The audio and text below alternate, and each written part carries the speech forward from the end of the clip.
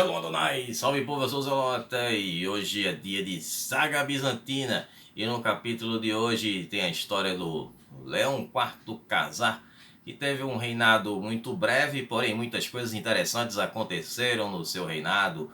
Teve usurpação, teve a questão da iconoclastia contra a iconodulia.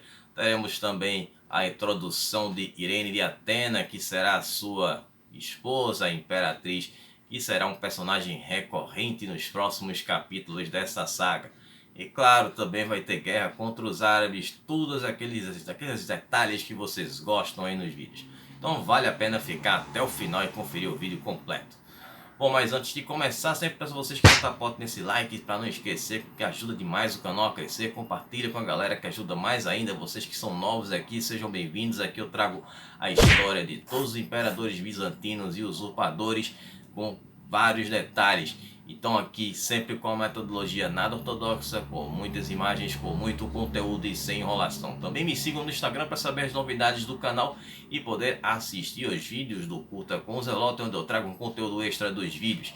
E aliás, se você quiser assistir a esses vídeos com antecedência, você pode se tornar membro do Acampamento Zelota. É só você clicar neste botão embaixo de Seja Membro e claro, você pode assistir esses vídeos antes. Mas para ser inscrito no canal não paga nada, é só dar um tapote no botão vermelho e fazer parte do Exército Zelota.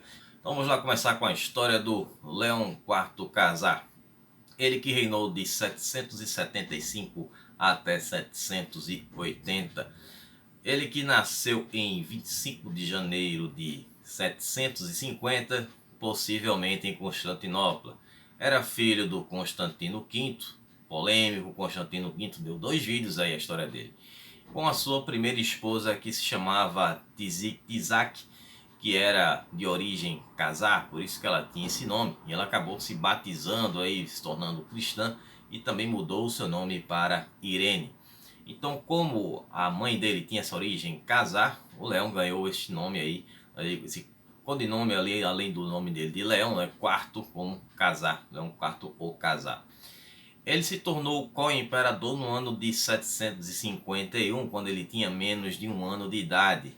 Ele acabou se tornando imperador sênior em 775, após a morte do Constantino V, para a alegria de todos os iconódulos do Império Bizantino.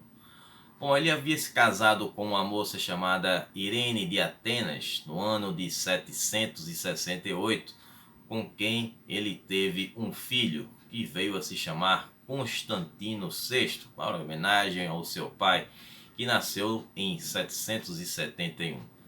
Um pouco sobre a história da Irene é que ela era de uma família nobre em Atenas, que tinha uma forte influência pela Grécia. Então ela não era qualquer moça, não era uma personagem que se passará aqui e ficará às sombras do marido, muito pelo contrário. Um fato curioso a respeito da história da Irene é que ela foi trazida da Grécia pelo Constantino V para casar-se com seu filho Leão IV. E aí tem um detalhe, todo mundo sabe que está acompanhando a saga, o Constantino V ele era um iconoclasta, só que a Irene era iconódula, então ele possivelmente não sabia. Enfim, tem um detalhe a respeito disso, ele era seguidor ferrenho da iconoclastia. Então pode ter acontecido um tipo de festival de noivas, onde várias moças iam para um salão e desfilavam para que o jovem futuro imperador escolhesse qual ele gostaria de se casar, com qual delas se tornaria a futura imperatriz. Então ele se agradou mais dela e acabou a escolhendo. Então, por isso, possivelmente, o próprio Constantino V e o Leão IV, que também era um iconoclasta, não sabiam que ela era uma iconódula. E assim o casamento foi feito. Bom, seguindo aqui com a história do Leão IV, desde criança ele já apresentava alguns problemas de saúde. Então ele sofria de tuberculose. Então, com esses problemas de saúde aí do Leão IV, colocaria numa posição em que ele possivelmente não poderia assumir o trono, né? Como era tradição, se o imperador tivesse alguma doença ou tivesse algum problema físico, isso o impossibilitaria de assumir o trono. E foi aí que seus irmãos, meio-irmãos mais novos, que eram o Nicéforo e o Cristóvão, ficaram em alerta. Para quem não se recorda, no primeiro vídeo que eu fiz do Constantino V, eu falei que ele teve 3 casamentos, né? O primeiro que foi com a Irene, a mãe do Leão IV. Depois ele casou-se com Maria, que morreu de forma misteriosa em pouco tempo. E depois ele casou-se com a Eudóxia, com quem ele teve aí 5 filhos, né? E foram entre esses filhos o Nicéforo e o Cristóvão, que eu já citei, o Niceta, o Antimo e a Antusa, que foi a única mulher aí entre essa prole toda, que virou uma freira, né? E foi para o mundo além vida, depois acabou se tornando uma santa. Bom, o Leão IV, ele já percebeu essas intenções dos seus irmãos mais novos de se tornarem imperadores. Viu que sentiu um cheiro de usurpação no ar, né?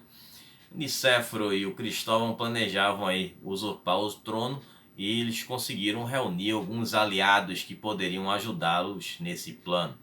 Só que aí o Leão IV já farejou ali, sentiu esse cheiro de conspiração, acabou se antecipando e colocando o seu filho Constantino VI como o seu co-imperador. Aí existe uma versão de que o Nicéforo e o Niceta tiveram uma motivação também para dar esse golpe no Leão IV, pois ele tinha pego parte da herança, né, de ouro que eles tinham recebido do pai do Constantino V e doou para soldados, né, para comprar lealdade, faz parte, e para o povo, né, ter aquele apoio popular, né, a população pobre. Então isso aí acabou sendo um dos fatores aí para esse possível golpe. Mas essa parte da lealdade vai ser muito importante, que vocês vão ver um pouco mais na frente. Bom, aí o plano acabou sendo descoberto, né, a tempo, e os irmãos acabaram sendo punidos. A população queria sangue, né? Queria que a dupla de conspiradores fosse executada.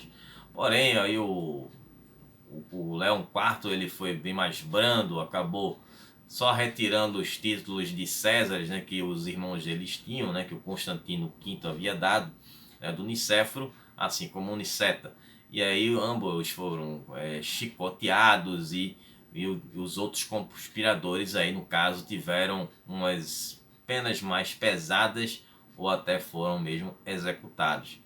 Bom, o que aconteceu com Nicéforo e o Niceta é que eles foram exilados para a tema de Querson ou Quersoneso e fica na Crimeia.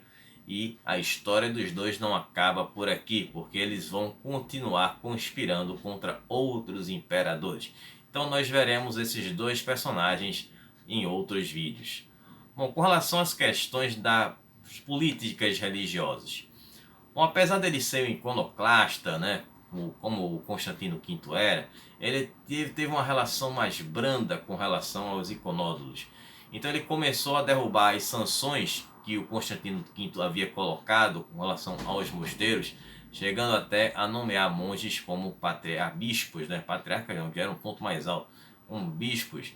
E aí o Papa, inclusive, Nicetas de Constantinopla, quando faleceu, o Leão nomeou Paulo de Chipre, que era um simpatizante da iconodulia, e mais claro, fez ele jurar que a iconoclastia seria ali mantida dentro do Império Bizantino, né? E aconteceu que houve uma mudança repentina de opinião do Leão IV. O que aconteceu na quaresma de 780, ele mandou açoitar e amedrontar 2 cortesãos por estarem venerando imagens de santos. Não seriam iconódulos. Bom, segundo um historiador bizantino do século XI chamado Cedrinos, Leão havia encontrado 2 imagens de santos escondidos embaixo do travesseiro da sua esposa, a imperatriz Irene de Atenas. E aí ele mandou investigar quem foi que havia colocado aquelas imagens, chegando até a esses cortesões, né, que, como eu já disse, foram açoitados e acabaram, depois de muita tortura, entregando que pertenciam à imperatriz. E até então o Constantino V não sabia, e o Leão IV também não sabia que ela era um iconódulo. E aí ela disse que não sabia dessa história desses santos que estavam ali embaixo do travesseiro dela. E aí ele a repreendeu e ficou com tanto nojo dela que disse que não teria mais relações conjugais com a Irene. Bom, e aí o que acontece é que existe a possibilidade de que a Irene estava iniciando secretamente um movimento para que acabasse essa questão da iconoclastia, da imposição da iconoclastia dentro da corte. Depois essa coisa poderia se expandir para o império. Bom, agora a questão militar, que foram os ataques contra os árabes, né? Naquela época a dinastia dominante dos árabes eram os abássidas, né? Que seria a terceira dinastia após a origem lá de tudo, foi com Maomé. O Leão ele lançou um ataque em 778 contra o califado abássida na Síria. Então ele contou com apoio militar, né? Valeu a pena aquele dinheirinho que ele tirou dos irmãos para conseguir esse apoio militar. E aí ele contou com as temas dos Opsianos, que era liderada pelo general Gregório, a da Anatólia, que já pertenceu ali ao Artabasdos, que foi general usurpador, que também já teve seu destino dado. Também a da Armênia, que só tem agora nome fácil aqui para eu falar, que era do general Caristeródice. A tema de Bucelário, que era do general Tatizats. E a da Trácia, que era do general Laconadraco, outro nome legal. Bom, mas esse personagem já apareceu aqui antes, né? Que era aquele que era o iconoclasta fanático que saiu atacando os mosteiros a mando do Constantino V. Essa parte está no vídeo da primeira parte da história do Constantino V. E aí começou a ofensiva com o Laconadraco sitiando a cidade de Germaniqueia, que depois de um tempo ele atacou a cidade. Aí os árabes contra-atacaram, mas foram derrotados por esse enorme contingente de soldados bizantinos. E aí os generais bizantinos, depois dessa grande conquista, eles retornaram para Constantinopla, uma entrada triunfal, depois dessa grande vitória aí contra os árabes. E aí também outra coisa que o Leão IV fez foi pegar vários jacobitas que eram ali seguidores da igreja ortodoxa síria, e eles foram reassentados na Trácia. No ano seguinte, em 779, os abássides tentaram dar um contragolpe, mas aí foi repelido pelo Leão IV. Isso aconteceu na Ásia Menor. Bom, com relação ao fim do Leão IV, como eu falei, ele sofria de tuberculose, então ele acabou tendo uma febre muito forte, né, devido a essa tuberculose, e partiu para o mundo além-vida no dia 8 de setembro de 780. Acabou sendo sucedido pelo seu filho Constantino VI, e como era muito criança, tinha apenas 9 anos de idade, não teria como ser imperador, então ele ficou sendo regido pela sua mãe, Irene de Atenas, que mandou e desmandou no império. Eu vou contar essa história no próximo vídeo. Bom, pessoal, estarei trazendo agora na quarta-feira a segunda parte do vídeo sobre a Zenóbia, e o Império da Palmíria. E na segunda-feira estarei trazendo o Curta com o Zelota. Mas quem for membro do acampamento Zelota já pode assistir hoje mesmo o vídeo. É só ir na área de membros. Então espero que vocês tenham gostado, que vocês tenham entendido. Nos veremos na quarta-feira. Um abraço do Zelota. Até lá. Falou, pessoal.